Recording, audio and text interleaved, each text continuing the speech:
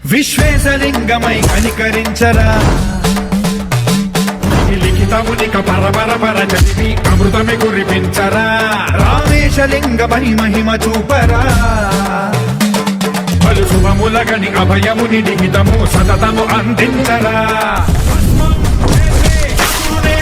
లింగమై పరికారై